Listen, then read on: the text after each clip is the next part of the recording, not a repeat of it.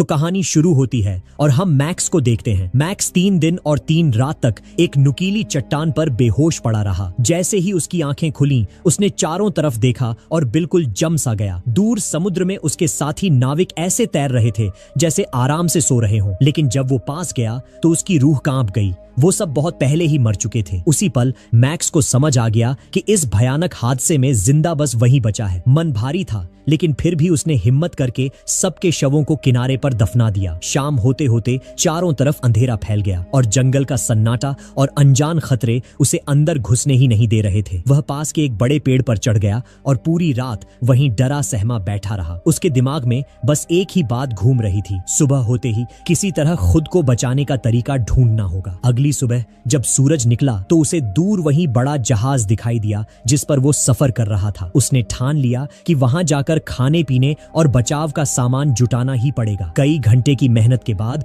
वो किसी तरह जहाज तक पहुंच गया। नीचे केबिन में उतरा ही था कि अचानक एक कमरे से कुत्ते के कमजोर से रोने की आवाज आई। वो घबरा कर कुल्हाड़ी उठाता है, जोर से दरवाजा तोड़ता है और जैसे ही दरवाजा खुला सामने उसका अपना प्यारा कुत्ता सिम्बा जिंदा खड़ा था। ये देखकर तो उसकी आंखों में खुशी के आंसू आ गए। इसके बाद उसे एक और कमरे में थोड़ा बहुत खाना, कुछ औजार और ढेर सारी बंदूकें मिली। जहाज डूबने से पहले जितना जुटा सकता था सारा सामान जल्दी जल्दी डेक पर ले आया। फिर लकड़ी के तख्ते काटकर उसने एक मजबूत बेड़ा तैयार किया। सिम्बा को भी नीचे उतारा और हर जरूरी चीज रस्सियों से अच्छे से बांध दी। हालत ये थी कि अपनी पतलून की कमर बांधने के लिए भी उसे वही रस्सी इस्तेमाल करनी पड़ी। बस एक ही सोच, किसी तरह अपनी और सिम्बा की जान बचानी है। बेड़ा सामान से भारी था, लेकिन समुद्र की तेज लहरों ने उसका काम आसान कर दिया। वो बिना ज्यादा मेहनत किए सब कुछ किनारे तक ले आया। लेकिन जैसे ही उसने खाना पीना गिनकर देखा उसका दिल बैठ गया। एक बार के खाने जितना ही राशन बचा था। इसका मतलब था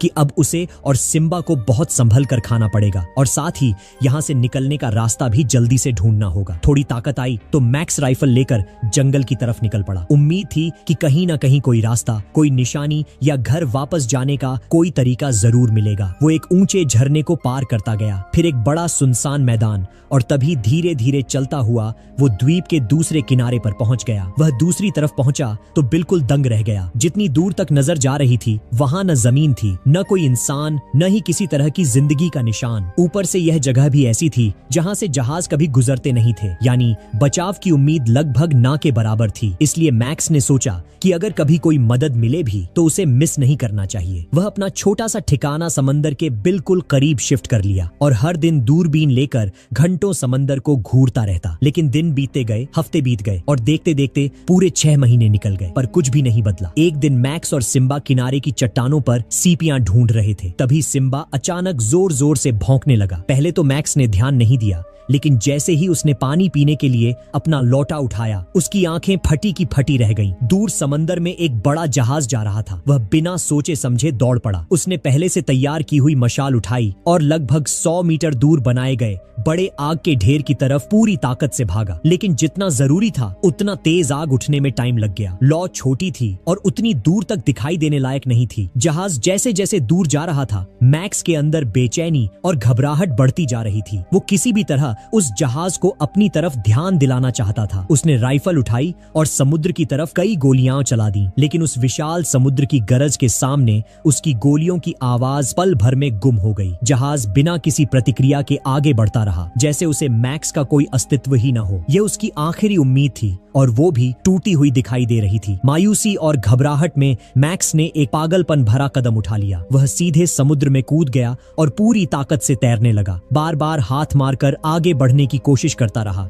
लेकिन कुछ ही मिनटों में उसे समझ आ गया कि वो अपनी जगह से हिल भी नहीं पा रहा। तेज लहरें उसे आगे जाने ही नहीं दे रही थीं। धीरे धीरे वह जहाज उसकी आंखों के सामने छोटा होता गया, फिर सिर्फ एक बिंदु और फिर पूरी तरह गायब। मैक्स थक कर चूर हो चुका था। शरीर में ताकत नहीं बची थी, दिमाग सुन्न हो गया था और उम्मीदें टूट चुकी थीं। समुद्र ने ही उसे वापस किनारे की तरफ धकेल दिया। वह जब रेत पर गिरा बिल्कुल गीला, थका हुआ और टूट चुका था। उसी वक्त सिम्बा दौड़कर उसके पास आया। वह रो रहा था, सराह रहा था, जैसे उसे सब समझ आ गया हो। सिम्बा की आवाज सुनकर मैक्स का दिल और भी टूट गया। किसी इंसान का दर्द वह शायद सह भी लेता, लेकिन अपने कुत्ते का दुख, बस यही एक चीज थी जो उसके दिल को चीर देती थी। उस रात मैक्स चुपचाप आसमान की तरफ देखता रहा। तारे तो चमक रहे थे, लेकिन उनमें उसे जरा सी भी उम्मीद दिखाई नहीं दे रही थी। वह लंबे समय तक सोचता रहा और आखिर में एक बात साफ हो गई, अगर कोई उसे बचाने नहीं आने वाला तो उसे खुद ही इस जगह को अपना घर बनाना पड़ेगा। अगले ही दिन उसने खुद को काम में झोंक दिया। पहले एक सुरक्षित जगह ढूंढी, फिर लकड़ियां इकट्ठा की और धीरे धीरे एक छोटा सा शेल्टर बनाने लगा। उसके पास औजार तो कम थे, लेकिन हिम्मत पूरी थी। कुछ ही दिनों में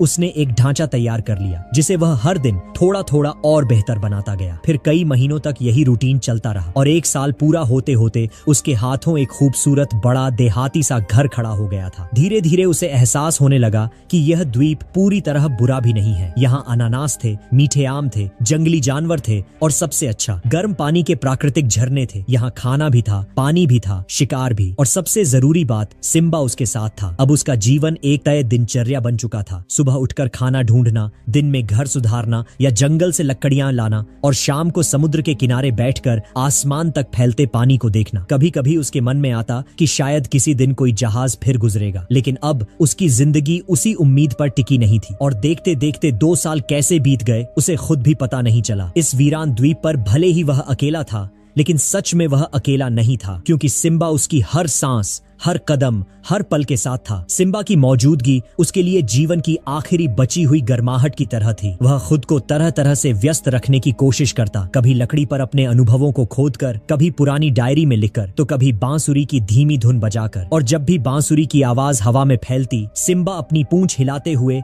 हल्की हल्की उछल कूद करने लगता, जैसे इस वीरान दुनिया में वो भी अपनी छोटी सी खुशी तलाश रहा हो। लेकिन इंसान चाहे जितनी कोशिश कर ले, अकेलेपन से पूरी तरह भाग नहीं सकता। धीरे धीरे मैक्स के दिन एक जैसे और फीके लगने लगे। हर सुबह वही किनारा, वही पेड़, वही जंगल, और रात होते ही जब सब शांत हो जाता, तब उसके दिल की खाली जगह सबसे जोर से चीखने लगती। कई बार वह अपने घर के एक कोने में बैठकर पत्नी को याद करता करते रो पड़ता। उसकी हंसी, उसकी नरमी, उसका साथ, सब अब बस याद बनकर रह गया था। एक दिन जब मैक्स और सिम्बा समुद्र तट पर आराम से टहल रहे थे, तभी उसकी नजर अचानक रेत पर बने एक गहरे निशान पर पड़ी। पहले उसे लगा कि शायद यह उसके ही पैरों का होगा, लेकिन जैसे ही उसने झुककर उसके आकार को देखा, उसका दिल एक पल के लिए रुक गया। यह निशान इंसान का था, लेकिन इतना बड़ा कि मानो किसी विशालकाय, किसी क्रूर योद्धा या किसी दैत्य ने कदम रखा हो। एक ठंडी कंपी उसकी रीढ़ में दौड़ गई। उसने तुरंत राइफल हाथ में कस ली। उसकी चाल धीरे धीरे बेहद सतर्क हो गई। आसपास की हर झाड़ी,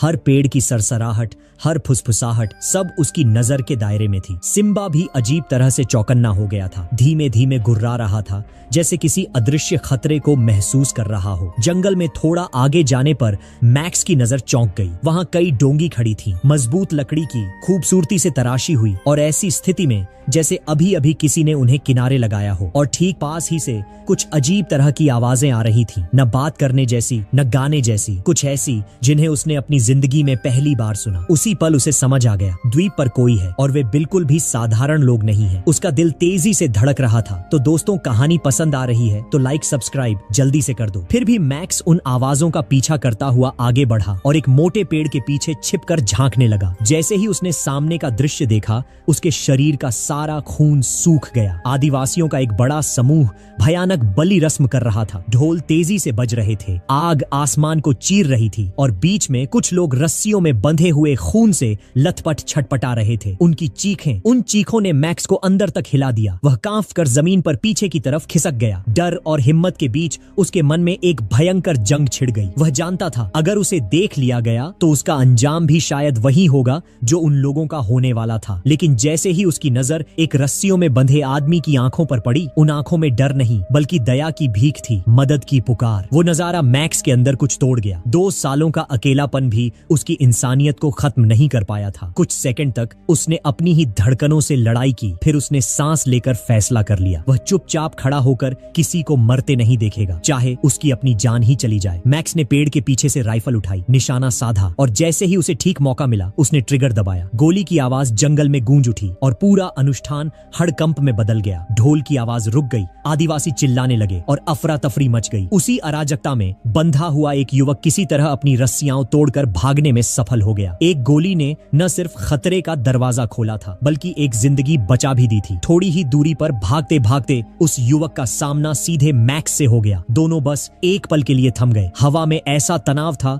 कि समझ ही नहीं आ रहा था कि अब आगे क्या होने वाला है। धीरे धीरे वो आदिवासी बिना किसी गुस्से के मैक्स के पास आया। उसने अपना हथियार नीचे रखा, फिर घुटनों पर बैठकर मैक्स के पैर को अपने कंधे पर रख दिया, जैसे चुपचाप कह रहा हो, तुमने मेरी जान बचाई है। पर अगले ही पल माहौल पूरी तरह बदल गया। आदिवासी ने अचानक झटके से मैक्स की बंदूक पकड़ ली। मैक्स का दिल एकदम जोर से धड़का। उसे लगा कि कहीं ये गलतफहमी दोनों की जान न ले ले, लेकिन जल्दी ही उसे समझ आ गया कि ये आदमी बंदूक चलाना जानता ही नहीं। वह उसे ऐसे पकड़े था जैसे कोई सूखी लकड़ी हो। अगर गलती से ट्रिगर दब गया तो किसी को भी गोली लग सकती थी। मैक्स ने फौरन दोनों हाथ ऊपर उठा दिए, जैसे कह रहा हो कि शांत रहो। उसके चेहरे पर साफ लिखा था, मैं दुश्मन नहीं हूँ, मैं बस दोस्त बनना चाहता हूँ। लेकिन भाषा की दिक्कत दोनों के बीच दीवार बनकर खड़ी थी। आदिवासी मैक्स की हर हरकत को शक की नजर से देख रहा था। उसके चेहरे पर डर, उलझन और शक सब एक साथ दिख रहे थे। गुस्से की जगह मैक्स ने इंसानियत चुनी। उसने धीरे से अपना बैग खोला और उसमें से कुछ फल और सूखा खाना निकाला। फिर थोड़ा पीछे हटकर पत्थर पर खाना रख दिया और इशारा किया, ये तुम्हारे लिए, खा लो। आदिवासी ने पहले मैक्स को देखा, फिर खाने को, फिर दोबारा मैक्स को। कुछ सेकंड बाद उसे समझ आ गया कि यह खतरा नहीं, मदद है। वह धीरे धीरे खाने की तरफ बढ़ा, लेकिन तभी जंगल के अंदर पत्तों में खड़खड़ाहट हुई और झाड़ियों को चीरते हुए 3 खतरनाक दुश्मन बाहर निकले। उनके चेहरे देखकर ही पता चल रहा था कि वे दोनों को जिंदा नहीं छोड़ने वाले। मैक्स ने एक सेकंड भी बर्बाद नहीं किया। उसने झटपट अपनी राइफल वापस छीनी और गोली चला दी। पहला दुश्मन वहीं ढेर हो गया और तभी कुछ ऐसा हुआ जो मैक्स ने सोचा भी नहीं था। वो आदिवासी, जिसे अभी तक बंदूक पकड़ना भी नहीं आता था, बिजली की तरह आगे बढ़ा, अपने हथियार से वार किया और एक दुश्मन को पल भर में जमीन पर पटक दिया। अब मैक्स अकेला नहीं था, उसके साथ एक नया साथी था। ऐसा साथी जिसे वो समझ नहीं पाता था, पर जो उसके साथ खड़ा होने का फैसला कर चुका था। दुश्मनों को गिराने के बाद मैक्स को लगा था कि अब सब शांत हो गया है, लेकिन अगले ही पल जो उसने देखा उसने उसे अंदर तक हिला दिया। वह आदिवासी जिसके साथ मैक्स अभी कुछ देर पहले कंधे से कंधा मिलाकर लड़ रहा था, अचानक अपने ही मरे हुए साथी के शरीर पर झुक गया और उसे खाने लगा। यह नजारा इतना भयानक था कि मैक्स का खून ठंड पड़ गया। उसके गले से अनजाने में खां की आवाज निकली और वह सुनते ही आदिवासी चौकन्ना होकर भाग गया। तभी मैक्स को समझ आया, यह आदमी सिर्फ आदिवासी नहीं, नरभक्षी है। अब डर उसकी नसों में दौड़ने लगा। वह तुरंत अपने ठिकाने पर लौटा और कई दिनों तक बस एक ही काम करता रहा, सुरक्षा। उसने घर के चारों ओर नुकीली लकड़ियों की बाड़ें लगा दी, कई गड्ढों और रस्सियों वाले जाल तैयार किए और हर राइफल को लोड करके रख दिया। रात भर आग जलाकर जागता रहता, कहीं हमला न हो जाए। लेकिन हैरानी यह थी कि पूरे 6 महीने तक कोई दुश्मन वापस नहीं आया। जितनी शांति बढ़ती गई, मैक्स उतना ही बेचैन होता गया। आखिर उसने सोचा, अगर खतरा मेरे पास नहीं आ रहा तो शायद मुझे ही खतरे के पास जाना पड़ेगा। वह अपनी राइफल और सिम्बा को लेकर जंगल में निकल पड़ा। हर कदम सोच समझकर रख रहा था, लेकिन अचानक जमीन उसके नीचे धंस गई और वह रस्सियों में फंसकर सीधे पेड़ से उलटा लटक गया। राइफल नीचे गिर चुकी थी और उसका शरीर बिल्कुल भी हिल नहीं पा रहा था। सिम्बा घबराकर भौंका, कुछ पल वहीं रहा, फिर जंगल में दौड़ गया, शायद मदद ढूंढने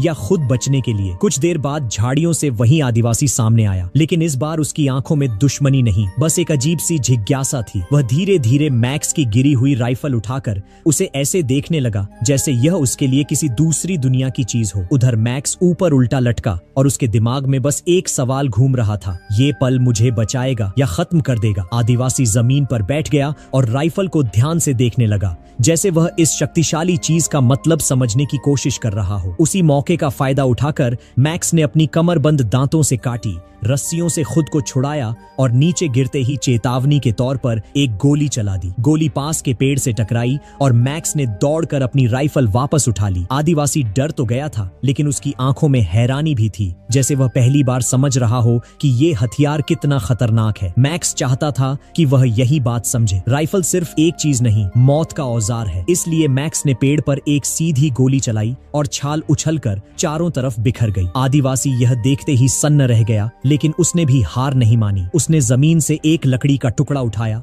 उसे हवा में घुमाया और तेजी से पास के पेड़ के नुकीले हिस्से पर फेंक मारा। निशाना इतना सटीक था कि जैसे कोई माहिर शिकारी वार कर रहा हो। आदिवासी गर्व से अपने निशाने की तरफ इशारा करता रहा, जैसे कह रहा हो, राइफल तेरी सही, पर मैं भी इतना कमजोर नहीं हूँ। मैक्स यह देखकर थोड़ा शांत हुआ। ये आदमी जंगली था, लेकिन बेवकूफ नहीं। उसमें समझ थी और शायद थोड़ा इंसानी दिल भी। धीरे धीरे मैक्स ने उसे अपने घर ले जाने का फैसला कर लिया। रात का समय था। मैक्स ने उसे खाना दिया, फल, मांस और पानी। आदिवासी ने भरोसे से खाया और महीनों बाद मैक्स को पहली बार लगा कि वह सच में अकेला नहीं है, लेकिन डर अभी भी बाकी था। इसीलिए रात में उसने उसे हल्के से जंजीर में बांध दिया ताकि न वह भागे न कोई नुकसान करे। लेकिन अगली सुबह कुछ अनोखा हुआ। आदिवासी ने बिना कोई आवाज किए जंजीर खोली और सीधे मैक्स के कमरे में पहुंच गया। आहट सुनते ही मैक्स चौंक कर उठ बैठा। एक पल के लिए उसे लगा कि कोई खतरा उसके घर में घुस आया है, लेकिन सामने जो दिखा उसे देखकर वह थम गया। वही आदिवासी जिसे उसने पिछली रात डर की वजह से बांध दिया था, अब बिल्कुल शांत चेहरे के साथ उसके लिए खाना उठाए खड़ा था। उस एक पल में मैक्स का दिल सच में पिघल गया। उसे लगा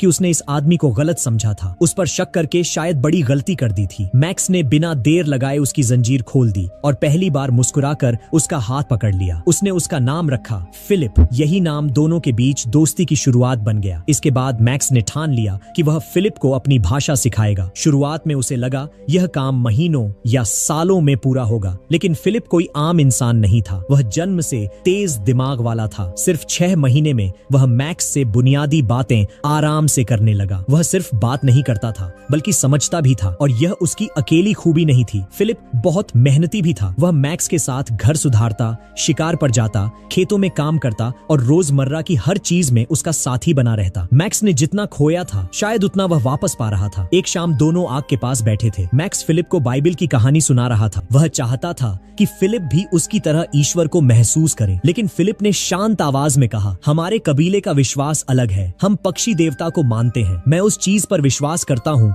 जिसे मैं देख सकता हूँ। तुम्हारा ईश्वर आत्माओं में रहता है और मैं हर चीज की आत्मा देख सकता हूँ। इसलिए हमारे विश्वास अलग नहीं, बस अलग रास्तों से एक ही जगह पहुँचते हैं। मैक्स उसकी बात सुनकर पहली बार समझा फिलिप जंगली नहीं था, बल्कि एक गहरी आत्मा वाला इंसान था। जब फिलिप ने यह कह दिया कि उसे मैक्स का ईश्वर पसंद नहीं है, तो दोनों के बीच माहौल अचानक भारी हो गया और बहस छिड़ गई। मैक्स ने बाइबल उठाकर उसे दिखाया कि ईश्वर इसी में बसे हैं, लेकिन फिलिप ने पन्ने पलटकर देखा और बोला कि उसे अंदर कुछ भी नहीं मिला। इससे मैक्स गुस्से में आकर उसे जंगली कह बैठा और उस अपमान से टूटकर फिलिप तुरंत घर छोड़कर चला गया। इसके बाद दोनों एक ही द्वीप पर रहते हुए भी अजनबी बन गए। रास्ते में मिलते तो नजरें फेर लेते। फिलिप भाले से मछली पकड़ता और मैक्स कांटे से। दोनों की जिंदगी अलग अलग रास्तों पर निकल गई, लेकिन वक्त बीतने के साथ मैक्स के भीतर पछतावा भरता गया। उसे समझ आया कि किसी को बदलना सम्मान नहीं होता। असली सम्मान एक दूसरे की अलग सोच और विश्वास को अपनाने में है। कई दिनों की सोच के बाद मैक्स हिम्मत जुटाकर फिलिप को ढूंढने गया, और जब उसे अकेला बैठा पाया तो उसके पास जाकर धीमी सच्ची आवाज में कहा कि जो भी उसने गुस्से में कहा था उसके लिए वह दिल से माफी चाहता है। अब से दोनों एक दूसरे के विश्वास में दखल नहीं देंगे और इज्जत से दोस्ती निभाएंगे। फिर उसने पूछा, क्या तुम मुझे माफ कर दोगे फिलिप? इस घटना के बाद मैक्स और फिलिप फिर से दोस्त बन गए और उनका रिश्ता पहले से भी गहरा हो गया। खाली वक्त में दोनों बड़े लड़कों की तरह समुद्र तट पर केकड़ों की दौड़ कराते और हंसते खेलते सोचते कि काश उनकी शांत जिंदगी हमेशा ऐसी ही रहे। लेकिन एक दिन फिलिप ने मैक्स को बताया कि उसने अपने कबीले के नियम तोड़े थे, इसलिए उसे बलि के लिए इस द्वीप पर भेजा गया था। और क्योंकि मैक्स ने उसकी जान बचाई थी, अब कबीला जरूर दोबारा आएगा ताकि एक और बलि का अनुष्ठान पूरा कर सके। ये सुनकर दोनों ने तय किया कि वे ज्वालामुखी के पुराने बलि स्थल पर पहले ही बहुत सारे विस्फोटक लगा देंगे ताकि कबीला वाले वापस आई तो एक ही बार में उनका रास्ता हमेशा के लिए खत्म हो जाए। इस योजना को तैयार करने में पूरा 1 महीना बीत गया। फिर एक दिन ज्वालामुखी की गुफा से गड़गड़ाहट की आवाज आई तो मैक्स और फिलिप मशालें लेकर पेड़ों के पीछे छिप गए। मौका मिलते ही उन्होंने फ्यूज में आग लगा दी। चिंगारियां तेजी से फैलने लगीं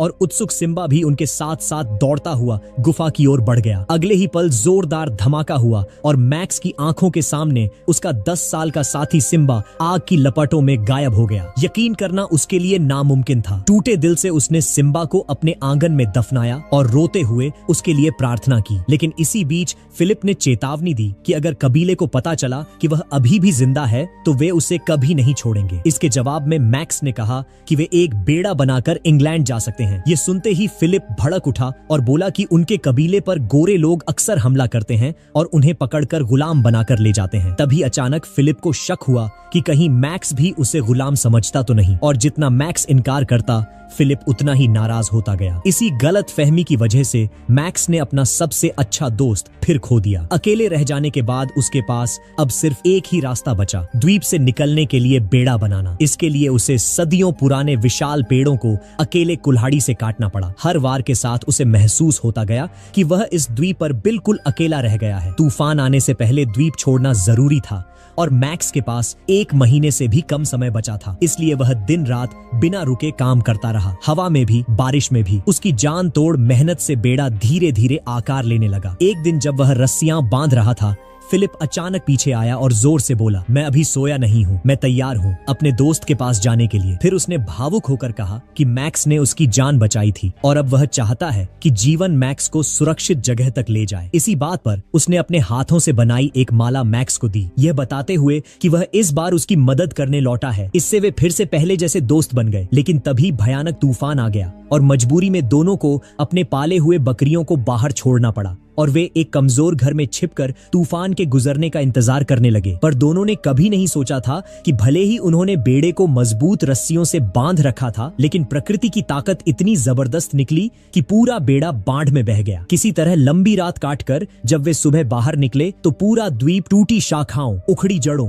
और बिखरी लकड़ियों से भरा पड़ा था, मानो तूफान ने उनकी सारी मेहनत और उम्मीदों को एक झटके में निगल लिया हो। मैक्स और फिलिप के पास घबराने का कोई वक्त नहीं था, क्योंकि पूर्णिमा की रात तेजी से करीब आ रही थी, जिसका मतलब था कि आदिवासी कभी भी द्वीप पर पहुंच सकते हैं। अब उनकी जीत सिर्फ उनकी समझदारी और बारूद पर टिकी थी। दोनों ने फौरन जगह जगह अलग अलग तरह के जाल बिछाने शुरू किए। उन्होंने पवन चक्की के तंत्र से एक ऐसी मशीन बनाई जो खुद ब खुद गोलियां चला सके, टूटे दर्पणों को जोड़कर ध्यान भटकाने वाला उपकरण तैयार किया और हर रास्ता इस तरह सेट किया कि आदिवासी अंदर कदम रखते ही फंस जाए। आखिरकार वह पूर्णिमा की रात आ गई जब सब कुछ दांव पर था। मैक्स ने अपनी दाढ़ी काटकर खुद को आदिवासी जैसा बना लिया और युद्ध शुरू होने से पहले दोनों ने अपने अपने देवताओं से प्रार्थना की, क्योंकि यह सच में करो या मरो की लड़ाई थी। इसके बाद मैक्स ने बांसुरी बजाकर आदिवासियों का ध्यान जालों की ओर खींचा और योजना बिल्कुल सही चलती दिखी, क्योंकि वे स्वरों के पीछा करते हुए आगे बढ़ने लगे। लेकिन जब वे सिम्बा की कब्र के पास से गुजरे, उन्होंने दीवार तोड़ दी। यह देखकर मैक्स के भीतर गुस्से की लपटें उठी। उसने सही वक्त देखकर रस्सी काटी और छिपा हुआ तंत्र चल पड़ा, जिससे कई आदिवासी वहीं ढेर हो गए। बाकी बचे हुए टूटी दर्पणों की चमक से दूसरी दिशा में मुड़े और सीधे बड़े जाल में जा गिरे। अब दोनों की जीत सच में नजदीक थी। आदिवासियों का पूरा समूह खत्म हो गया। लेकिन जैसे ही मैक्स और फिलिप ने सोचा कि अब सब खत्म हो गया है, झाड़ियों से निकले अंतिम आदिवासी ने अचानक तीर चलाया जो सीधे मैक्स की छाती में लगा। फिलिप ने बिना सोचे समझे अपनी कुल्हाड़ी फेंककर उस दुश्मन को मार गिराया। फिर वह तुरंत जंगल में दौड़ा, जड़ी बूटियां ढूंढी, उन्हें पीसकर मैक्स के घाव पर लगाया। लेकिन 3 दिन बीतने पर भी घाव भरने की बजाय और ज्यादा संक्रमित हो गया। यह साफ हो गया कि अगर जल्दी इलाज नहीं हुआ तो मैक्स 2 दिन से ज्यादा नहीं बच पाएगा। इसलिए फिलिप ने अपनी जान की परवाह की बिना फैसला किया कि वह मैक्स को इलाज के लिए अपने कबीले में ले जाएगा, क्योंकि असली दवाई वहीं थी। लेकिन जैसे ही वे कबीले के द्वार पर पहुंचे, धनुष बाण लिए आदिवासी उन्हें घेर कर खड़े हो गए, क्योंकि सबको लगा कि मैक्स गुलाम बनाने वाला गोरा आदमी है। फिर भी एक नियम था